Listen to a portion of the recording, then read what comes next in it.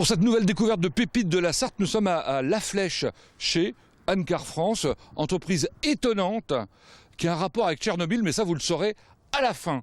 Allez, on va découvrir cette entreprise fléchoise avec Georges Joncourt. Bonjour. Enchanté, bonjour. Vous en êtes le directeur général. Alors, ça s'appelle Ancar, ça ne s'est pas toujours appelé Ancar. Hein. Ça s'appelait avant Calcaire. Ah oui, on connaît bien.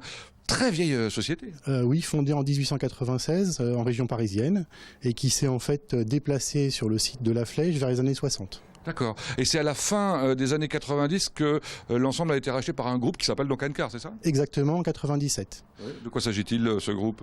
Alors c'est un groupe qui faisait également du garnissage de rouleaux industriels, donc spécialisé dans le caoutchouc. Voilà. Vous êtes des grands spécialistes mondiaux du caoutchouc? Exactement. C'est véritablement dans l'ADN de la société depuis des décennies. Il y a des sociétés un peu partout? Il y a des sociétés partout.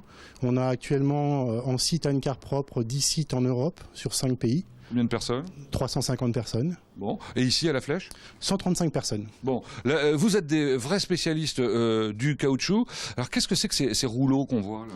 Alors ça, c'est des exemples de produits qui sont fabriqués par nous. Ouais. Ce qu'on peut concevoir assez rapidement, c'est qu'on a différents types de garnissage, ce qu'on appelle les qualités, donc en fonction des applications. Et on a également des géométries totalement différentes, avec par exemple des rainurages qui peuvent être annulaires, qui peuvent être longitudinaux. C'est très déco, hein, je mettrais bien ça dans mon salon, moi. Bon, ben, on va découvrir comment ça fonctionne et puis on se retrouve après. Parfait. Merci.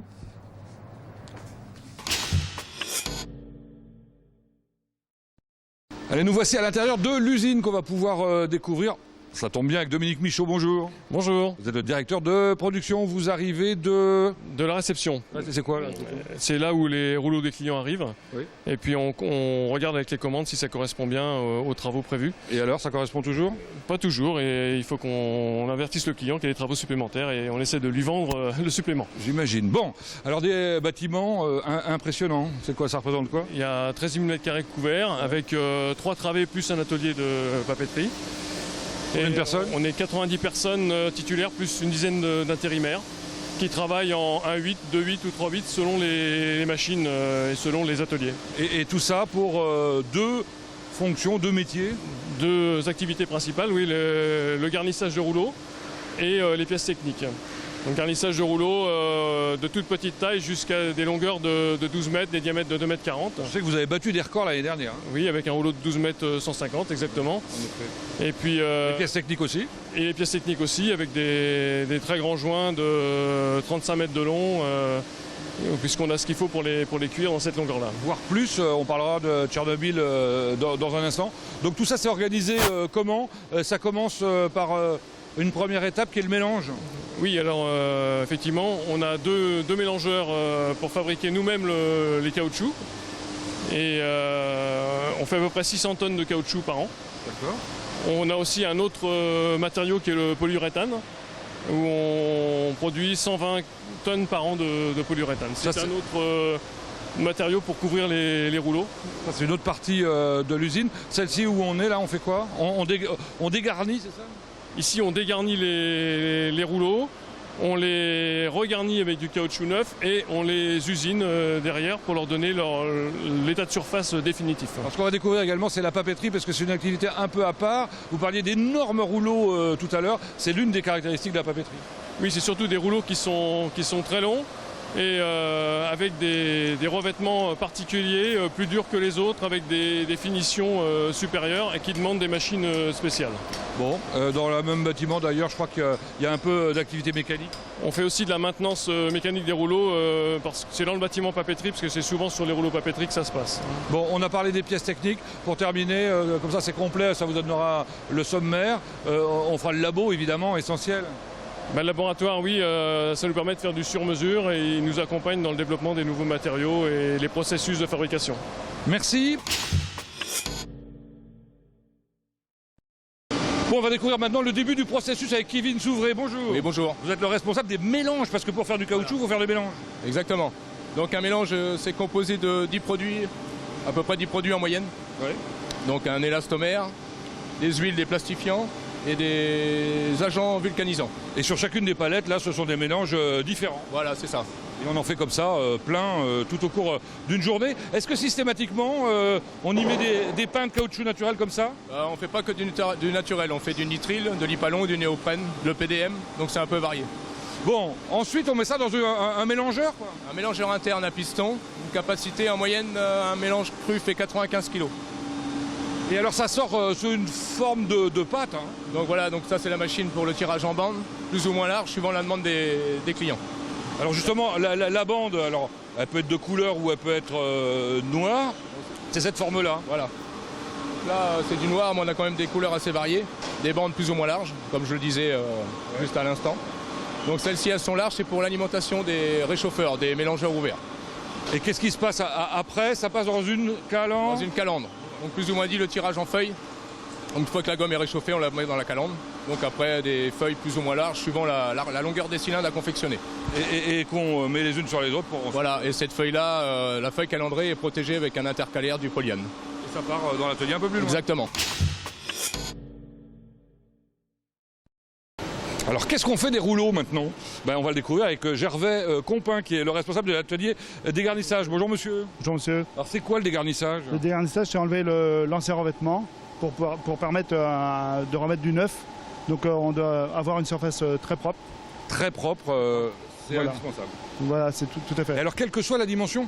Quelle que soit la dimension du rouleau, les petits, les grands, c'est le principe est le même. Là on est dans un atelier petit rouleau et on a la même chose un peu plus Et loin. dégarnissage. Et on a la même chose de l'autre côté. Bon, vous occupez aussi de la confection et puis de la rectification et de l'usinage, mais c'est un peu plus loin? C'est de l'autre côté. Bon, on y va. Merci.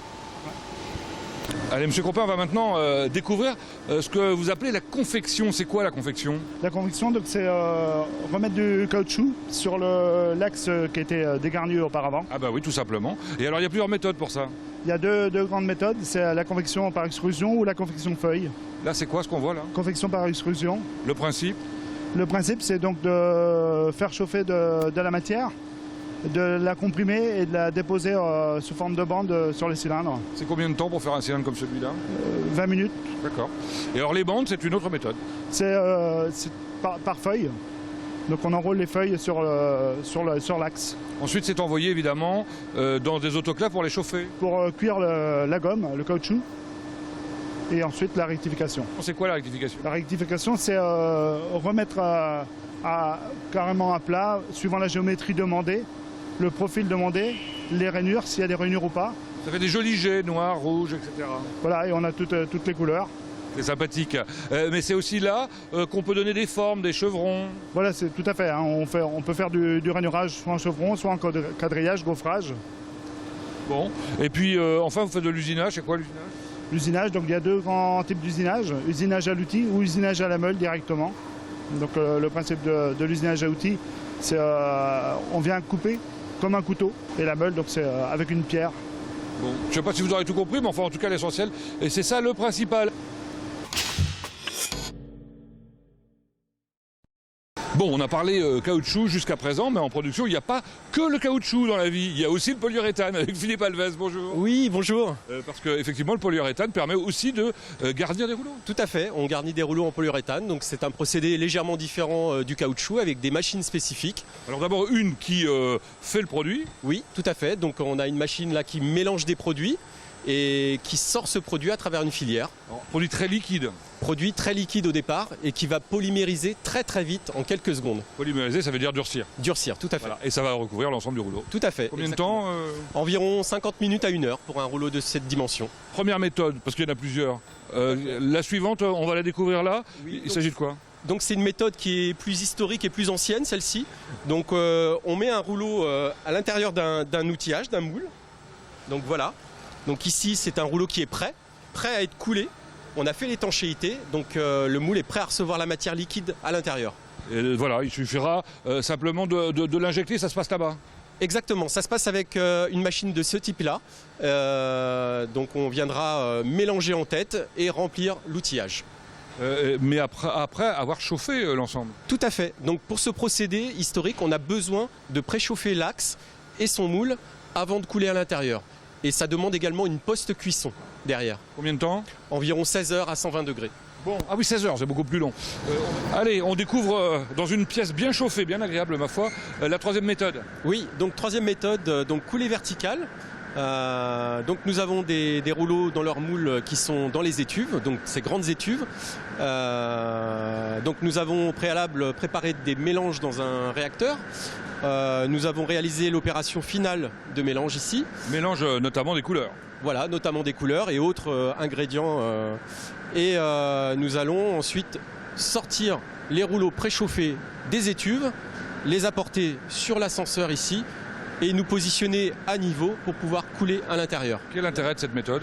Eh bien, c'est une méthode qui est dédiée pour une famille de rouleaux très particuliers qui doivent être absolument parfaits au niveau état de surface. Merci pour cette présentation. Merci à vous. On va découvrir maintenant, un peu plus loin, la papeterie.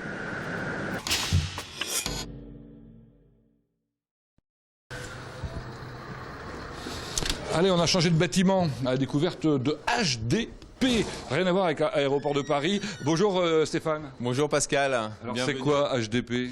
HDP, c'est donc la division papeterie de Ancar. C'est une vingtaine de personnes et c'est un process intégré.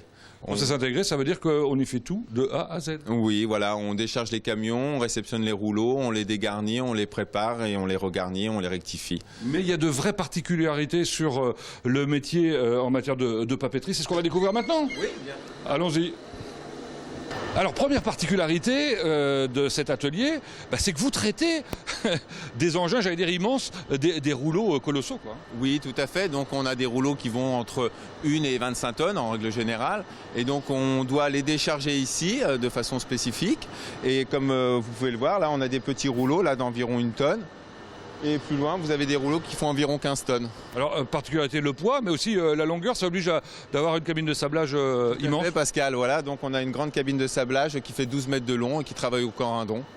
Et enfin, un pont tout neuf. Ouais, magnifique. Donc un nouveau pont dit 32 tonnes, 2 fois 16 tonnes, qui nous permet d'avoir une continuité dans tout l'atelier. Bon Stéphane, on va essayer de découvrir maintenant ce qui fait la spécificité en matière de garnissage de votre métier pour la papeterie. Je vois des trous là, de quoi s'agit-il ? Oui, alors là ce sont des presses dites aspirantes avec des trous débouchants. Donc on a plusieurs centaines de milliers de trous là-dedans, dans ces deux presses. Le corps de la presse est en inox et est déjà percé. Et nous, notre rôle, c'est de refaire un revêtement par-dessus et de le contre-percer. Le matériau, c'est quoi ? Ici, c'est un polyuréthane avec une sous-couche composite. Mais vous le faites avec n'importe quel type de matériau ou pas ? Ah non, non, non. Dans ce cadre-là, on n'utilisera que des polyuréthanes ou des caoutchoucs. Et alors la particularité, c'est que sur les grosses machines qui sont de l'autre côté, là, oui, on peut, alors d'une part faire les trous, mais aussi rectifier le cas échéant. Oui, on a 3 rectifieuses donc sous commande numérique et on va chercher des tolérances de l'ordre du centième. Ouais. Dans ce cadre précis, on est en train de rectifier un rouleau en acier sur lequel prochainement, avec notre futur atelier, on va faire une projection thermique. Cette projection thermique, elle est de l'ordre de 100 à 200 microns. Donc 1/10 ou 2/10. Et donc il faut que la géométrie du rouleau sur lequel on va s'appliquer soit nickel. C'est absolument incroyable. Bon Stéphane, on ne va pas pouvoir découvrir l'ensemble du bâtiment, mais il y a quand même une pièce à côté importante, c'est là où on fait le garnissage. Oui, c'est l'atelier confection composite. Ouais. Donc c'est là où on fait tous nos revêtements dits durs au contact papier ou pour faire des sous-couches. C'est très important dans notre process.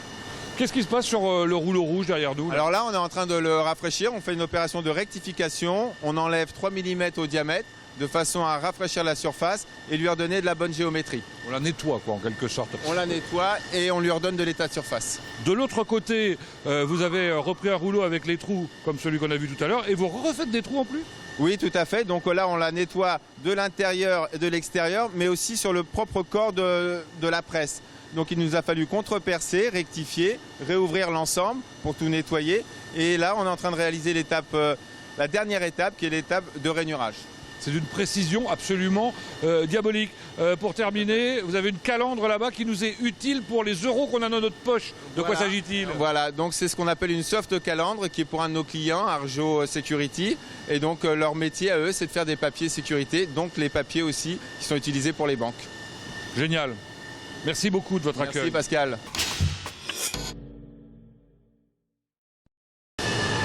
Donc on va découvrir l'atelier mécanique maintenant avec Jean-Noël Pêcheux qui en est le responsable. Bonjour Monsieur Pêcheux. Oui, bonjour. Combien de personnes travaillent sur cet atelier ? 5 personnes.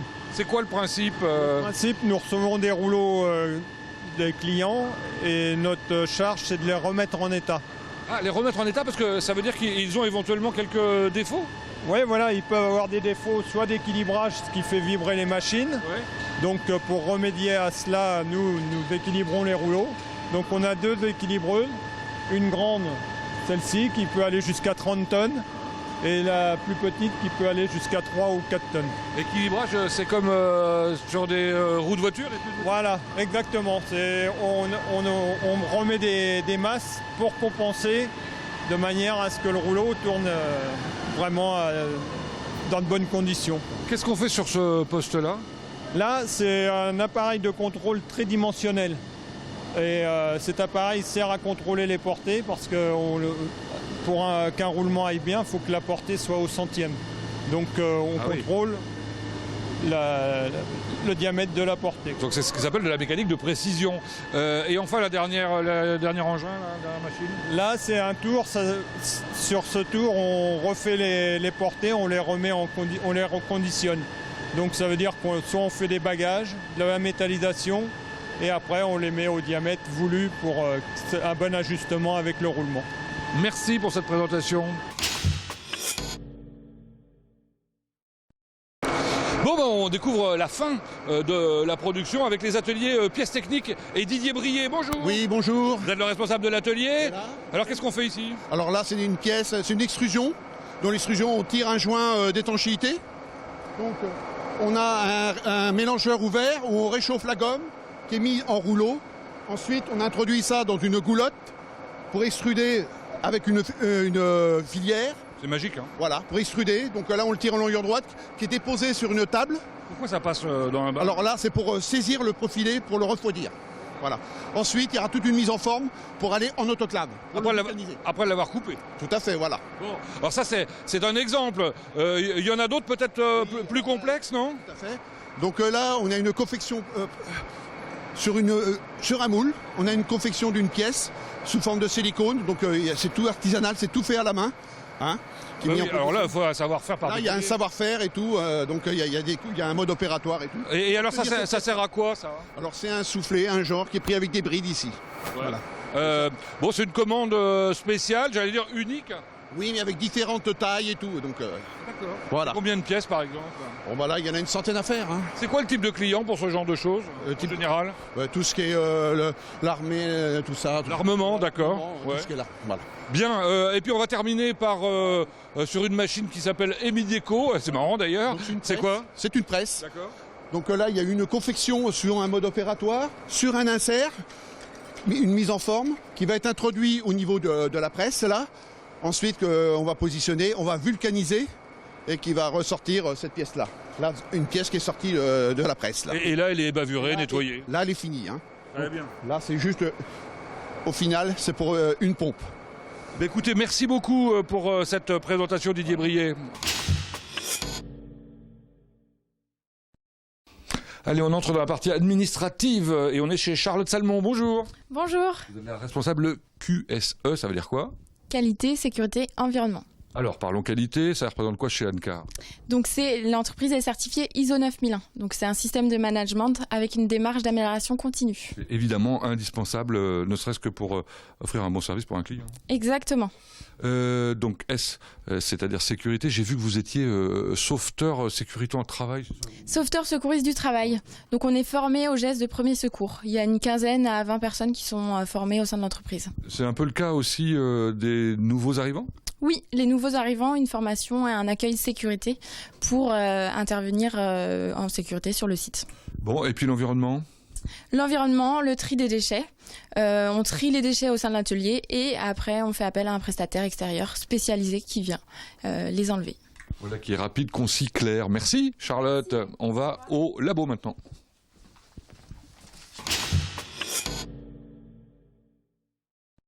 Alors pénétrons maintenant, avant de terminer, dans le cœur nucléaire de la société avec Jérôme Maurice. Bonjour.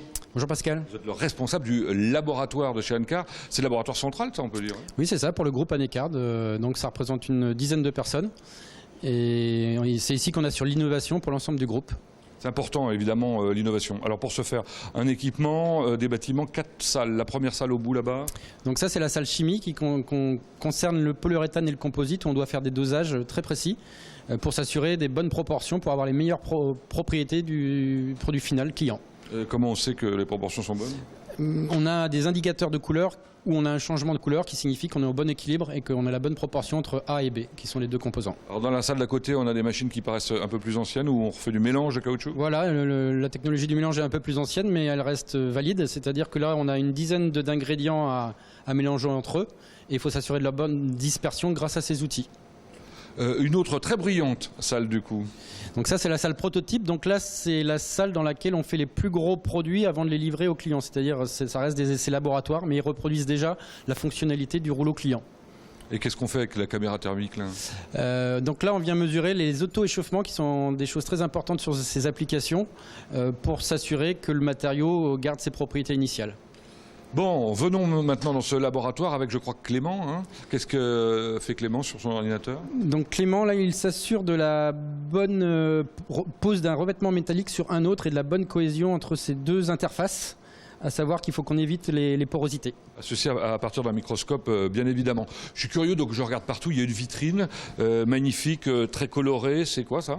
Oui, en parlant de couleurs, donc en effet, dans les différents ingrédients d'une recette caoutchouc, on peut avoir des colorants. Celui-ci, il est jaune. Mais on a aussi tout type d'ingrédients pour avoir les propriétés, des plastifiants, ce qu'on appelle des plastifiants, ou le cœur de la recette, souvent le caoutchouc, et en l'occurrence, celui que je vous montre là, c'est du caoutchouc naturel, donc qui est bien connu dans le monde entier. Bon, puis quelques produits finis, des pièces top secret qu'on ne peut pas montrer. Notre opératrice prépare une expérience. Oui, donc Stéphanie est en train de faire ce qu'on appelle un test de traction. Donc là, on va solliciter les limites du matériau. Donc on va aller jusqu'à sa rupture. Là, on voit l'éprouvettes qui s'étirent et on va venir mesurer des propriétés qui s'appellent les modules, les résistances à la rupture et l'allongement à la rupture. Et ça va permettre de savoir sur quelle application client on va pouvoir proposer ce matériau. Et non, vous ne verrez pas la rupture. Pour terminer, on va regarder la dernière expérience. Donc là, on est sur ce qu'on appelle un réomètre qui permet de mesurer la mise en œuvre d'un mélange. Donc ça, c'est pour les étapes de process de production, pour s'assurer que tout est conforme, puisqu'on fait du développement, mais on assure aussi la régularité des productions de chaque jour. Alors ça aussi, c'est relié à un ordinateur, évidemment. Exactement, c'est l'extraction des données pour pouvoir les exploiter de façon scientifique. Merci Jérôme Maurice pour cette présentation du laboratoire. On s'en va maintenant du côté du service commercial. Merci.